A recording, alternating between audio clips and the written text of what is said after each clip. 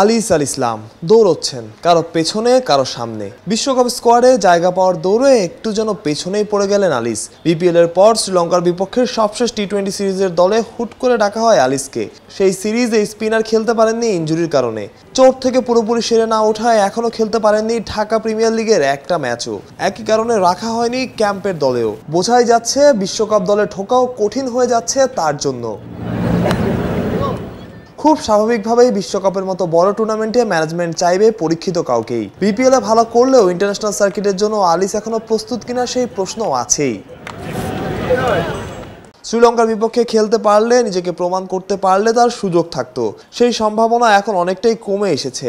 যদিও নির্বাচক প্যানেলের পক্ষ থেকে জানানো হয়েছে, এই ক্যাম্পের দল কিংবা মাসের শুরুতে আইসিসির কাছে যে দলটা জমা দেওয়া হবে সেটাই চূড়ান্ত নয়। এখানে একটা জিনিস দেখেন যে আমরা সর্বোচ্চ অ্যাডভান্টেজটা নেওয়ার চেষ্টা করব।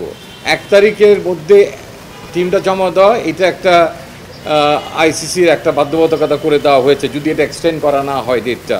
তো এই দলটাই যে আমাদের বিশ্বকাপের দল হবে এমন কোনো কথা নাই। এর মধ্যে অনেকগুলো খেলা থাকবে, ইনজুরি হতে পারে, অনেক কিছুই হতে পারে। একটা দল হবে। আমরা বেসিক্যালি এটা বোর্ডের ব্যাপার, এটা তারা কি প্রকাশ করবে কি প্রকাশ করবে না, এটা একটা দল আমাদেরকে দিতে হবে, সেটা আমরা দিয়ে দেওয়ার চেষ্টা করবো as close as possible. Maybe by that time Soumya Sarkar হয়তো মাঠে তখনও নাও ফিরতে পারে। আমাদেরকে সেই সময়গুলো নিতে হবে এবং যতটুকু সুযোগ আমাদের আছে যে আমরা যে কোনো সময় যে কোনো কারণেই প্লেয়ার চেঞ্জ করতে পারবো, ইনজুরি ছাড়াও।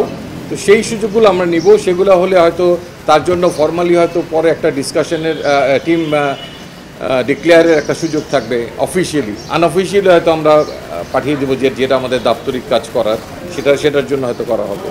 আলিস বাংলাদেশের একমাত্র মিস্ট্রি স্পিনার। বিশ্বকাপ দলে জায়গা যদি নাও পান, আলিস তবুও থাকবেন বিশেষ নজরদারিতে।